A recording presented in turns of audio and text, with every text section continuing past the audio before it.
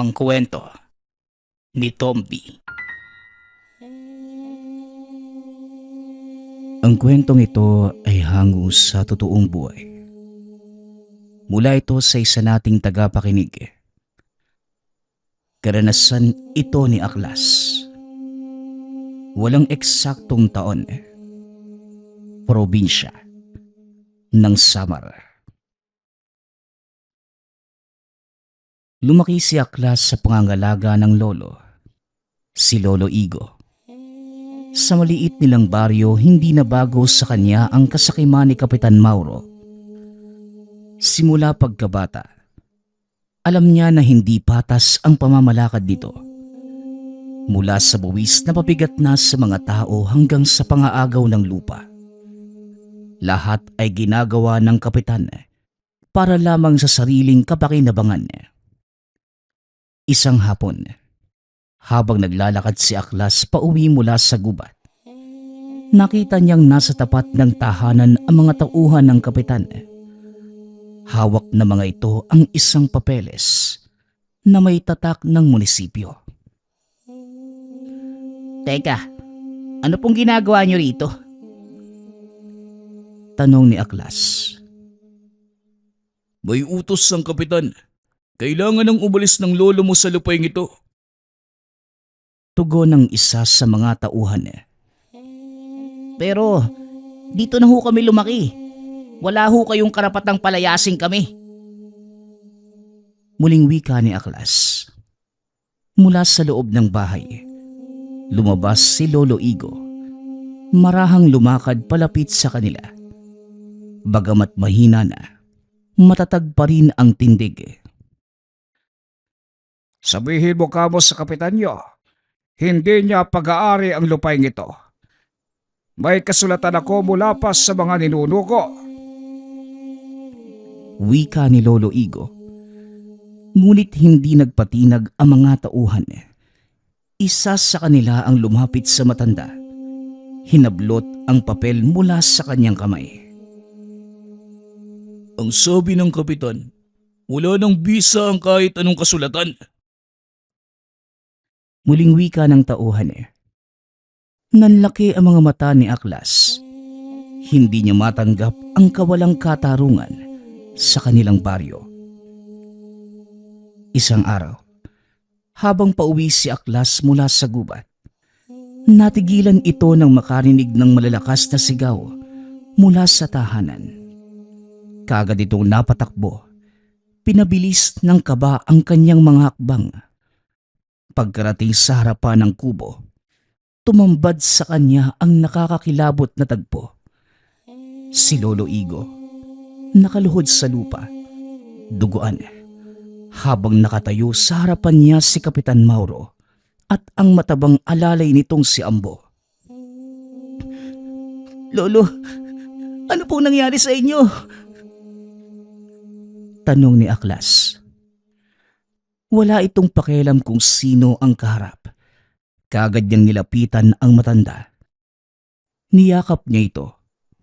Tinignan ang sugat sa noo at pisngi. Napakatigas ng ulo ng lolo mo, Aklas. Ilang beses ko nang sinabing umalis na kayo sa lugar na ito. Pero heto pa rin kayo. Ayaw mo bang sumunod sa aking mga utos? Wika ni Kapitan Mauro. Hindi sumagot si Aklas. Sa halip, nilingon niya ang kapitan na puno ng galit ang mga mata. Wala ho kayong karapatang saktan ng lolo ko. Wika ni Aklas. Ngunit bago pa ito makatayo ng maayos, bigla siyang sinipa ni Ambo sa tagiliran. Napalugmok ito sa lupa. Ramdam ang sakit na parang may sumisigaw sa loob ng katawan. Sinundan pa ito ng isang suntok sa kanyang muka. Dahilan para lumabo ang paningin. Aba, matapang ka rin ah. Baka gusto mong ikaw naman ang patikman ko ng kapangyarihan ng kapitan natin. Wika ni Ambo. Huwag mong patayin, Ambo. Baka may silbi pa yung batang yan. Wika ni Kapitan Mauro. Hinawakan ni Ambo sa buhok si Aklas at pilit itong itinatayo. Sa kabila ng sakit, pilit niyang binuksan ang mga mata. Nakita niya ang lolo niyang pilit na bumabangon. Nanginginig ang mga kamay habang tinutukod ang sarili sa lupa. Aklas, tama na. Tumigil ka na. O ba't? Patanda ka na. Pero makapal pa rin ang mukha mong magsalita. Wika ni Kapitan Mauro. Bago pa man makapagpahinga si Lolo Igo, bigla itong itinulak ng kapitan. Bumagsak ito sa matigas na lupa. Ulo ang unang tumama. Hanggang sa hindi na nakatiis si Aklas. Tama na! Napasigaw ang bata. Ngunit wala itong nagawa nang muli siyang sinikmuraan ni Ambo. Halos mawalan ito ng malay sa tindi ng sakit. Matapos ang ilang saglit ng pananakit, itinigil na rin ni Mauro at Ambo ang kanilang ginagawa. Naiwan si Aklas at ang lolo sa lupa. Parehong nanghihina at halos hindi na makagalaw. Tandaan yung dalawa. Binibigyan ko kayo ng huling babala. Sa susunod, wala nang patawaran. Wika ng kapitan. Naglakad ito palayo at ang kanyang alalay. Tumatawa ang mga ito na parang manghalimaw na lumulunod sa huling tunog ng hapong unti-unting nagdidilim. Habang nakahandusay sa lupa, may malamig na hangin dumampi sa mukha ni Aklas. Kinabukasan, naiwan ang bata sa tahanan habang nagpapahinga si Lolo Igo. Halos hindi ito makatulog buong gabi dahil sa pananakit ng katawan at bigat ng kalooban. Sa bawat paghinga, paulit-ulit niyang naaalala ang ginawang kalupitan ni Kapitan Mauro at Ambo sa kanila. Hindi na niya napigilan ang sarili. Lumabas ito ng tahanan. Nagpunta sa likod bahay. May kakahuyan kung saan ito madalas nagpupunta kapag gusto niyang mapag-isa. Naupo ito sa ilalim ng isang punong kahoy at mahigpit na hinawakan ang damuhang nasa kanyang palad. Diyos ko po, kailan ba matatapos yung paghihirap namin? Wala na ba kaming karapatang lumaban? Wika ni Aklas.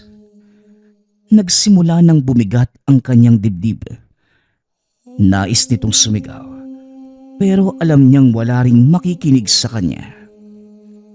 Ngunit bago pa ito tuluyang lamunin ng lungkot, isang malamig na simoy ng hangin ang dumampi sa kanyang muka. Hanggang sa isang malakas na hangin ang nagpagalaw sa lahat ng dahon sa kapunuan sa lugar.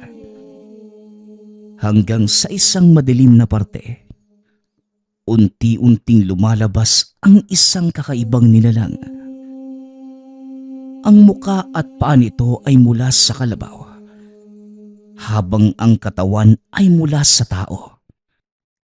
Napakalaki ng nilalang na ito, kaya naman nakaramdam ng takot ang binata. Bata, bakit ka nag-iisa at mukhang puno ng galit ang iyong puso?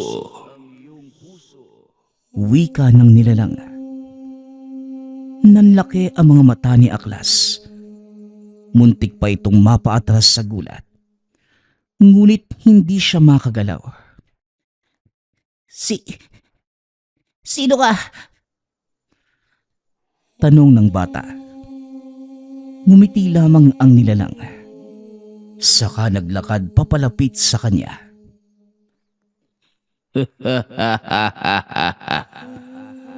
Tawagin mo na lang ako sa pangalang Balaw.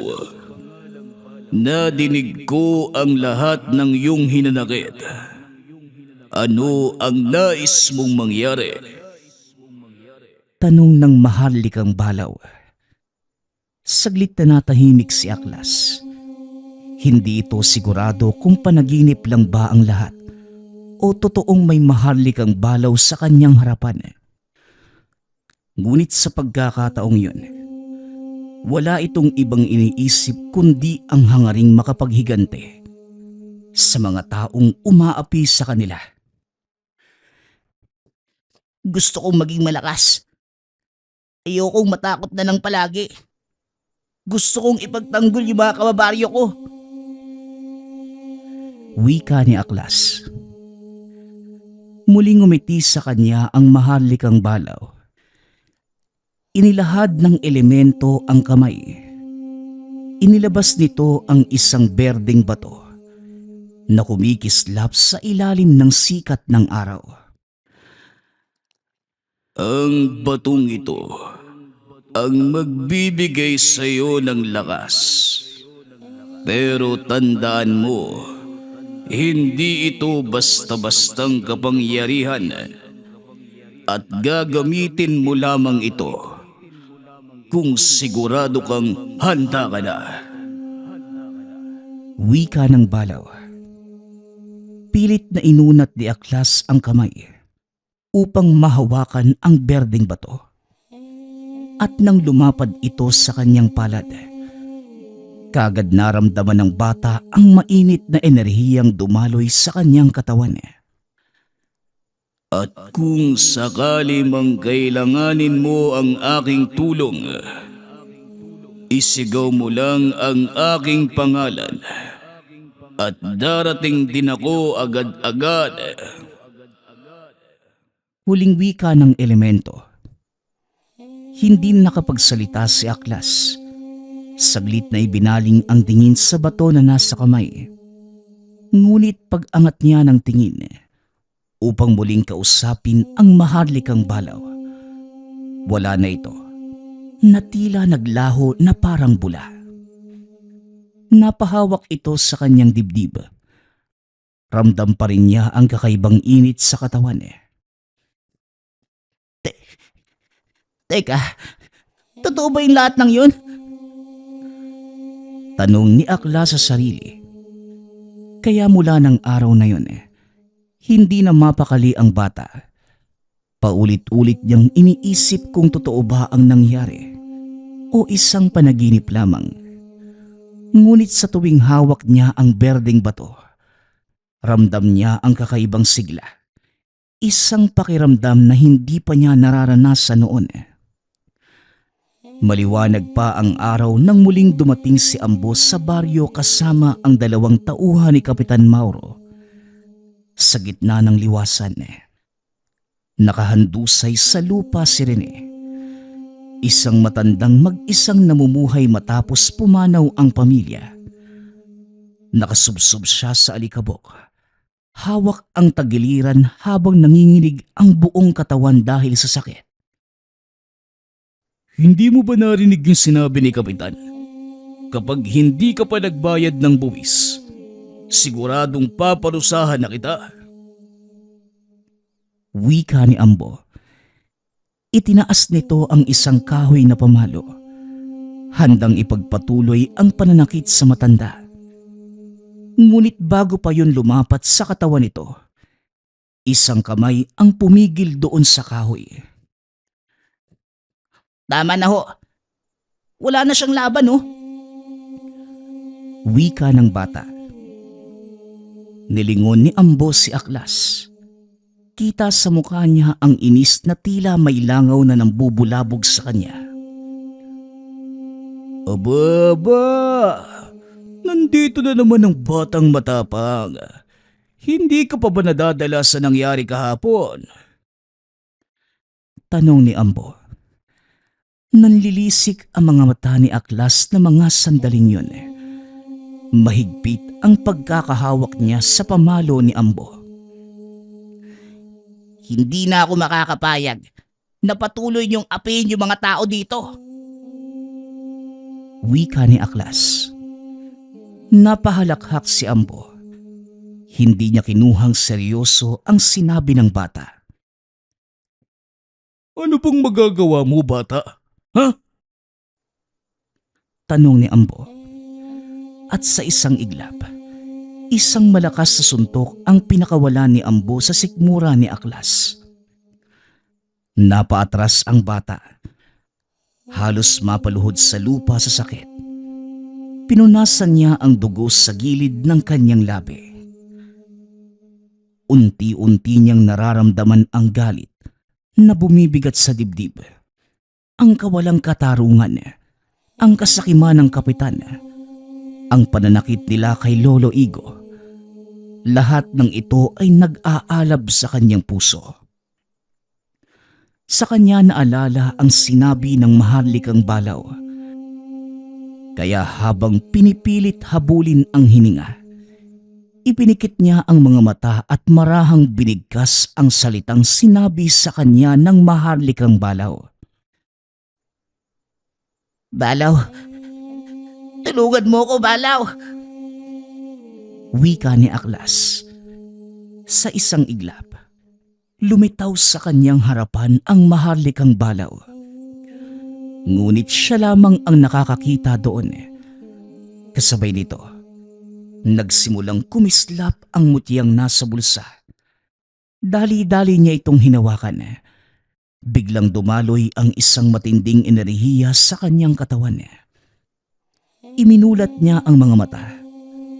Pakiramdam niya, napalitan ng lakas ang pagod. Ang hapdi ng suntok ni Ambo ay nawala na parang bula. Ngunit hindi pa natapos ang tauhan ng kapitan. Muli itong sumugod. Nagbabalak na bigyan si Aklas ng isa pang malakas na suntok. Ngunit sa pagkakataong ito, mabilis na umilag si Aklas. Sa isang galaw niya, kaagad niyang hinawakan ang bisig ni Ambo at hinila ito paharap, kasabay ng isang malakas na sipa sa dibdib ng lalaki. Napaatras si Ambo, hindi makapaniwala. Anong... Halos hindi makapagsalita si Ambo dahil sa labis na gulat na ipinakita ng bata. Ngunit hindi pa natapos si Aklas. Muling sumugod si Ambo, ngunit sa bawat suntok na pinapakawalan, madali lang itong naiiwasan ng binata. At sa isang pagkakataon, mabilis siyang nakahanap ng puwang. Isang malakas sa suntok ang binitawan niya. Nasa pulsa pa nga si Ambo. Nagpagulong-gulong ang katawan ni Ambo sa lupa. Napuno ng alikabok ang kanyang damit. Hindi na siya makatingin ng diretsyo kay Aklas. Ano bang nangyayari? Bakit ganito? Wika ni Ambo. Muli pa niyang tinangkang bumangon. Ngunit sa isang mabilis na galaw, biglang lumitaw sa tabi ni Aklas ang maharlikang balaw at bumulong sa kanyang tenga.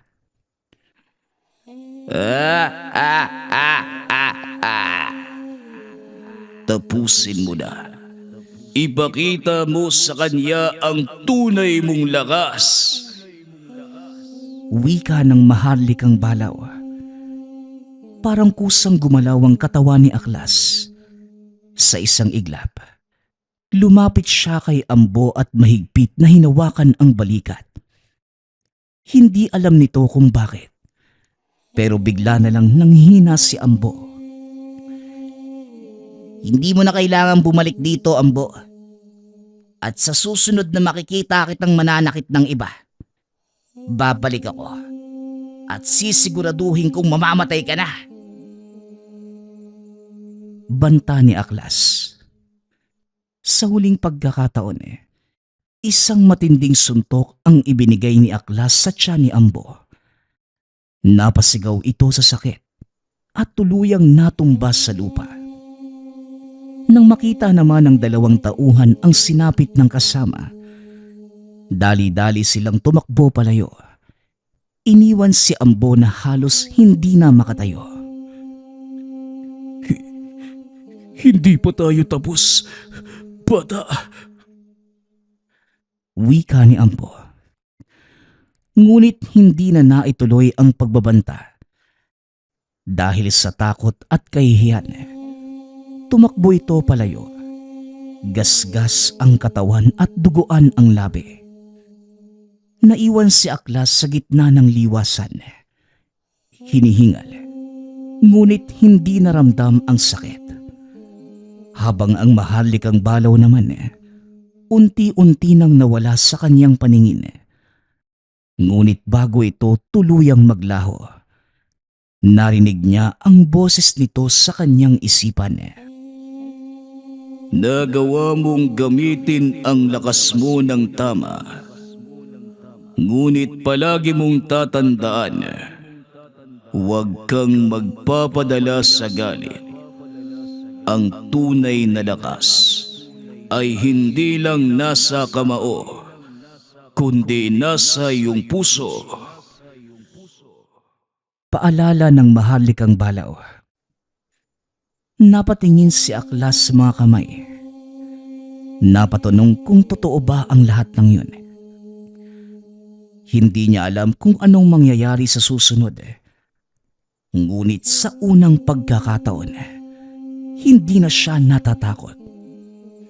Matapos ang nangyari kay Ambo, lalong nagngit-ngit sa galit si Kapitan Mauro. Ang balitang natalo ng isang bata ang kanyang kanang kamay, mabilis na kumalat sa buong baryo. Isang bagay na hindi niya kailanman matatanggap.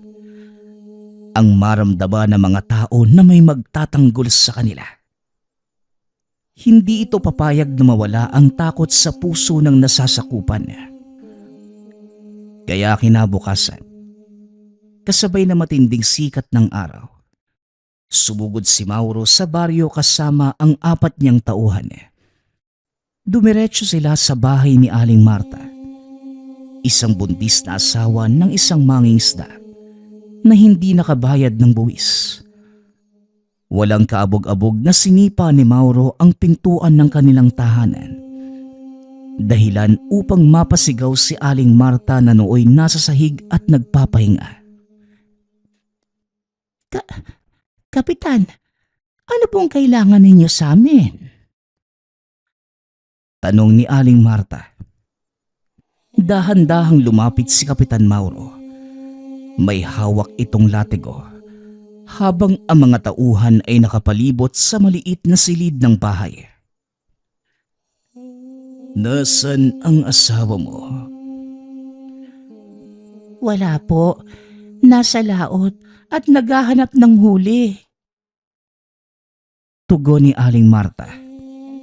Ngunit isang malakas na sampal ang tumama sa mukha niya, dahilan upang bumaksak sa sahig.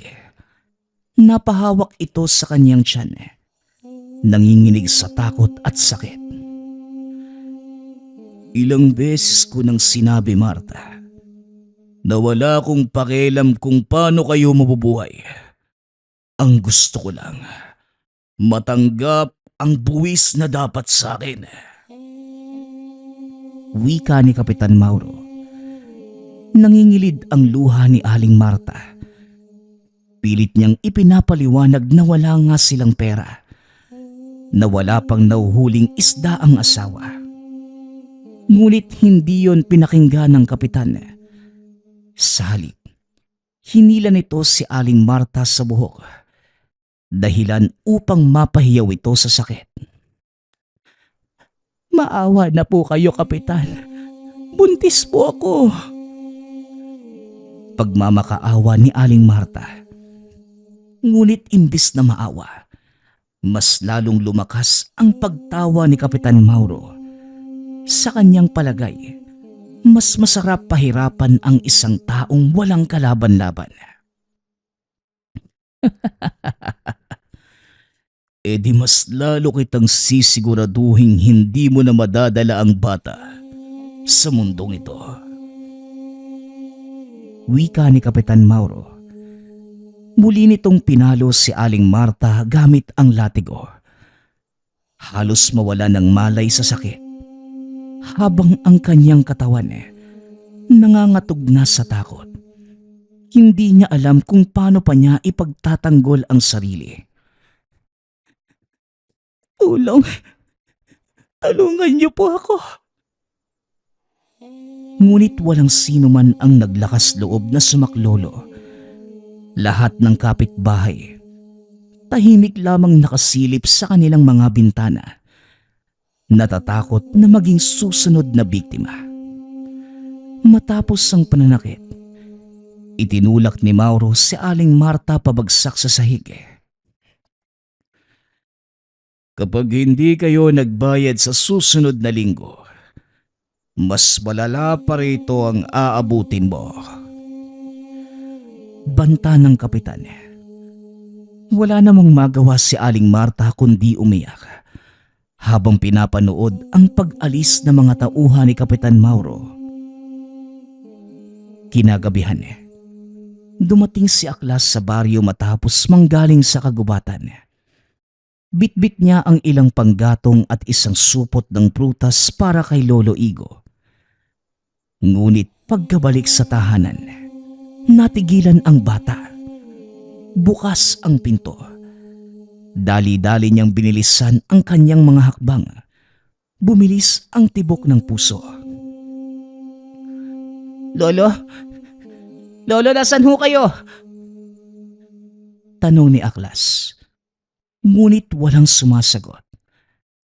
Wala sa papag si Lolo Igo. Wala rin ito sa likod ng tahanan. Mabilis na bumalikwas si Aklas at tinawag ang pangalan ng lolo. Ngunit walang kahit anong tugon. Nanginginig ang kamay ng mga sandaling yun. Habang nakatingin sa loob ng bahay, ramdam niya na may hindi tama.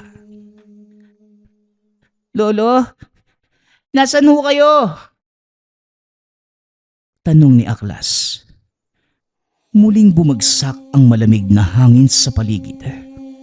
Ngunit sa pagkakataong ito, may kasamang matinding kaba sa dibdib si Aklas.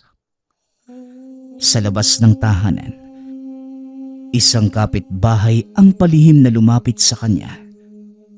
Halos hindi makatingin ng diretsyo. Kinuha ng mga tauhan ni Kapitan Mauro ang lolo mo. Wika ng kapitbahay. Nanlaki ang mga mata ni Aklas. Teka, anong ibig niyong sabihin? Tanong ni Aklas. Hindi namin alam kung saan na dinala. Pero nakita namin siyang pilit na sinasakay sa kariton Nakagapos si mga kamay. Tugon ng kapitbahay. Halos hindi makahinga si Aklas na mga sandaling yun. Dahan-dahang hinigpitan ang kanyang kamao. Sa kanyang kalooban, may kung anong matinding galit ang unti-unting lumalabas. Mas matindi pa kesa sa naramdamang kahapon. Magbabayad sa akin yung Kapitan Mauro na yan. Wika ni Aklas sa sarili. Muli niyang hinawakan ang berdeng mutya sa kanyang bulsa. Ngayon pa lang, alam na niyang malapit na itong muling humingi ng tulong sa maharlikang balaw. Hindi na nag-aksaya ng oras si Aklas.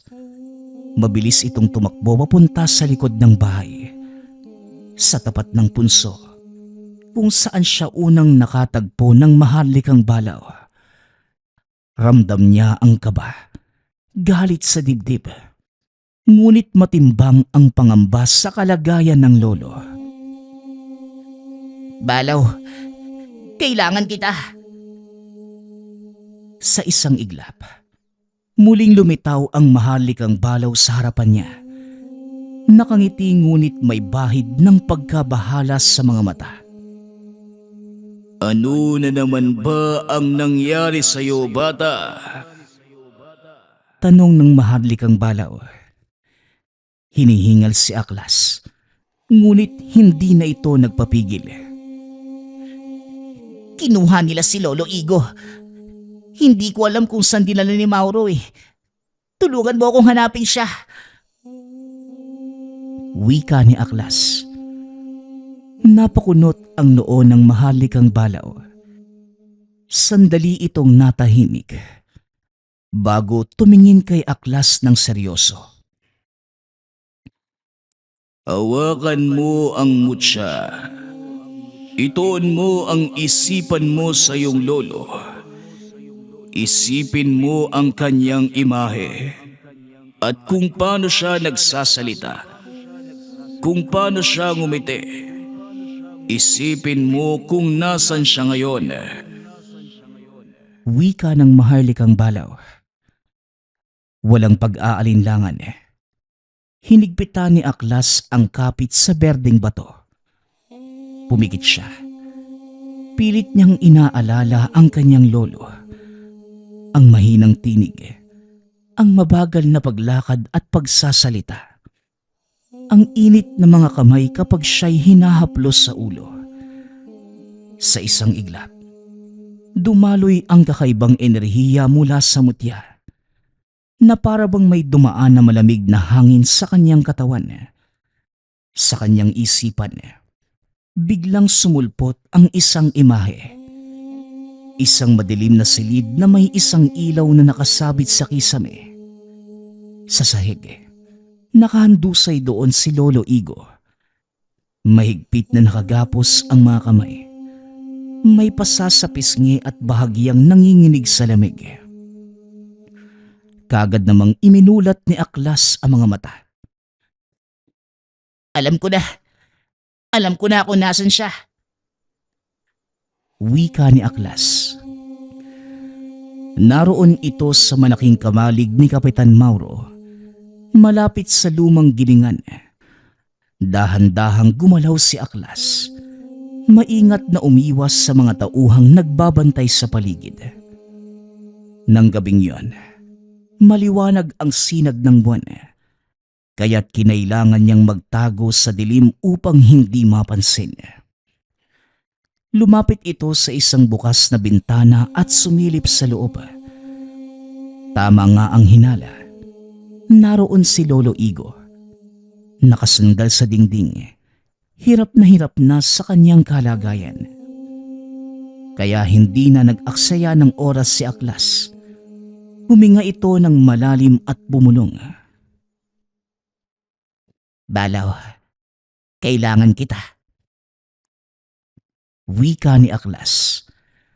Sa isang iglap, naramdaman niyang muli ang pagdaloy ng enerhiya mula sa mutya. Naging mas matalas rin ang pandinig. Mas mabilis ang mga pagkilos at naging mas maingat ang kanyang mga galaw. Isang bantay ang nakatayo sa harapan ng pinto. Bago pa ito makakilos, mabilis itong sinunggaba ni Aklas mula sa likuran at tinamaan sa bato. Dahilan upang kagad itong mawala ng malay. Dali-dali niyang kinuha ang susi sa sinturon nito at marahang binuksan ang pinto. Lolo! Wika ni Aklas.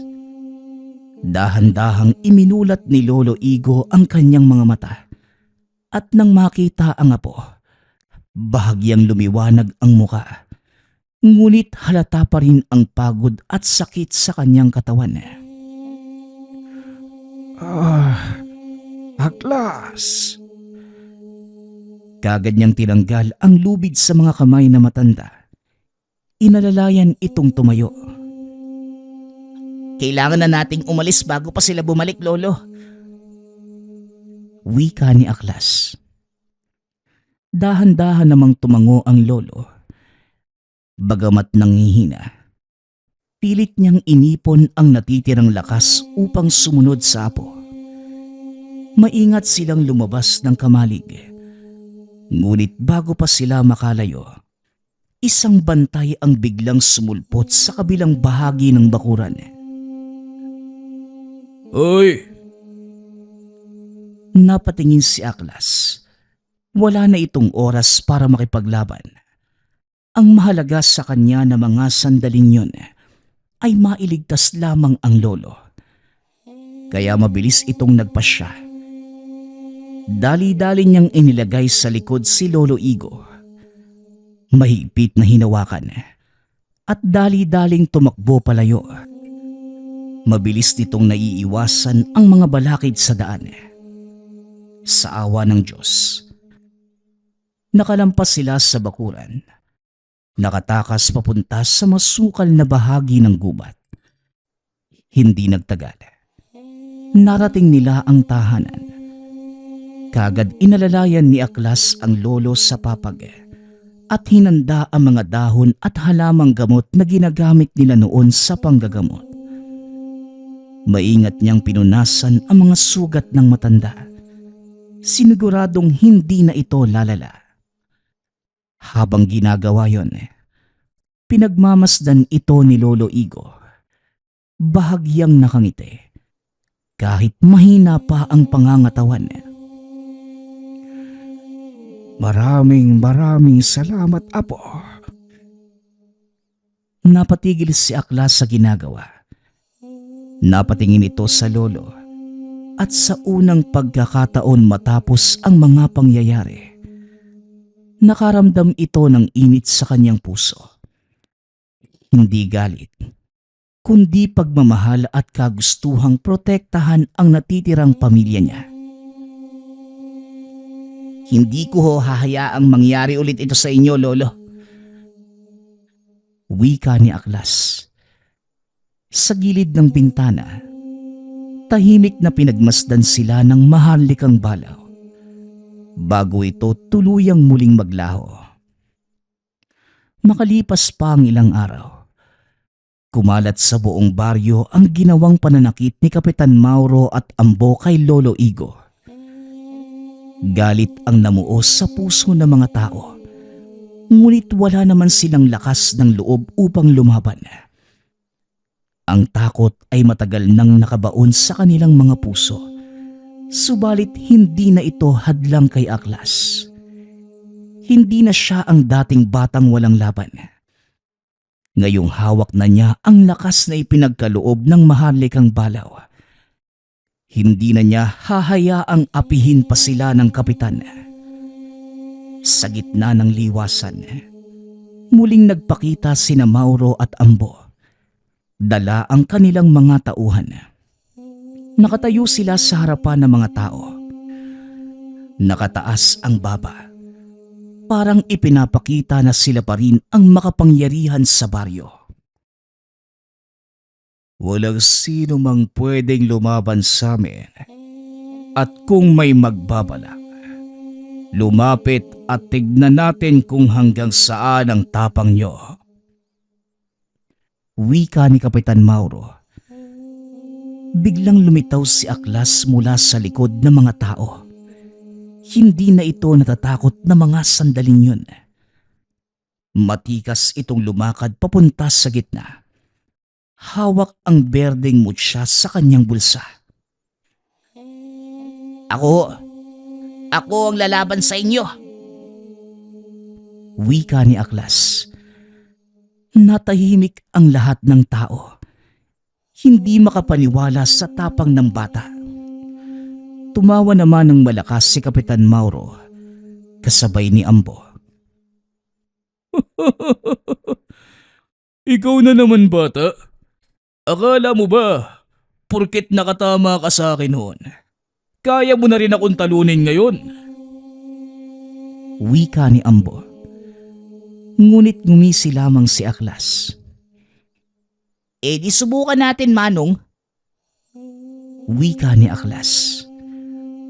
Dumagundong ang lupa nang sabay na sumugod sina Ambo at Mauro kay Aklas. Ngunit sa isang iglap, binanggit niya ang mahiwagang salita. Balaw, kailangan kita. Sa isang iglap, muli niyang naramdaman ang kakaibang enerhiya. Naging magaan ang katawan. Bumilis ang mga galaw. Tumalas din ang paningin. Parang bumagal ang kilos ng kalaban sa kanyang paningin. Mabilis niyang sinalubong si Ambo. Iniiwasan ang bawat pagsuntok nito at pinabagsak ng isang malakas na sipa sa tuhod. Napasigaw si Ambo sa sakit. Bumagsak ang isa niyang tuhod sa lupa. Sinundan niyo ni Aklas ng isang hampas sa bato.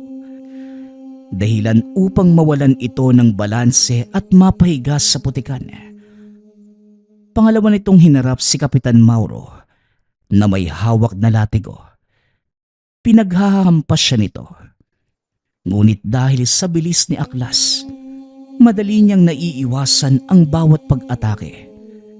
Sa isang mabilis na galaw, nahawakan niya ang latigo ng kapitan at hinila ito palayo kay Kapitan Mauro. Kasabay nito, pinatamaan niya ng isang malakas na suntok ang sikmura ng kapitan. Napaurong si Mauro, nangingisay sa sakit. Hindi siya makapaniwalang nagapi siya ng isang bata.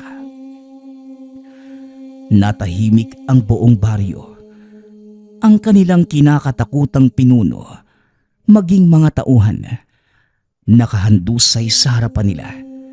Hindi makagalaw at hindi rin makaporma. Habang ang batang si Aklas naman, hingal na hingal, ngunit matatag na nakatayo sa harapan ng lahat. Tapos na ang pamumuno niyo ng takot sa lugar na ito. Wika ni Aklas. Walang sino man ang nagsalita. Pagkatapos ng ilang sandali, isang sigaw ang nadinig mula sa madla. Mabuhay si Aklas! Wika ng isa sa taong bayan. Hanggang sa isa-isa, nagsimula ng magsigawan ang mga tao. Nagdiwang at nagpalakpakan. Dumadagundong pa ang mga paa sa sobrang saya. Alam nilang ito na ang simula ng pagbabago sa baryo. Samantala, si Ambo at Kapitan Mauro naman halos hindi na makatayo. Alam nilang wala na silang magagawa kundi baguhin ang kanilang ugali. Dahil ngayon, hindi na sila kinakatakutan kundi kinakamuhian. Mula ng araw na yon, naging patas na ang paniningil ng buwis sa baryo. Hindi na ginamit pa ni na Mauro at Ambo ang dahas upang takutin ang mga tao. Napagtanto din nilang hindi nila kayang manaig kung wala silang respeto sa iba. Habang si Aklas naman, siya ang naging sagisag ng pagbabago sa lugar. Isang patunay na ang tapang at paninindigan ay sapat upang lumaban sa pang-aapi. Ang tapang ay hindi nasusukat sa lakas ng katawan, kundi sa lakas ng loob upang ipaglaban ang tama. Nagpapasalamat nga pala ako sa lahat ng sumusuporta sa ating channel. Nawa ay patuloy niyong suportahan at pakinggan ang ating mga kwento. Hanggang sa muling pakikinig. Paalam.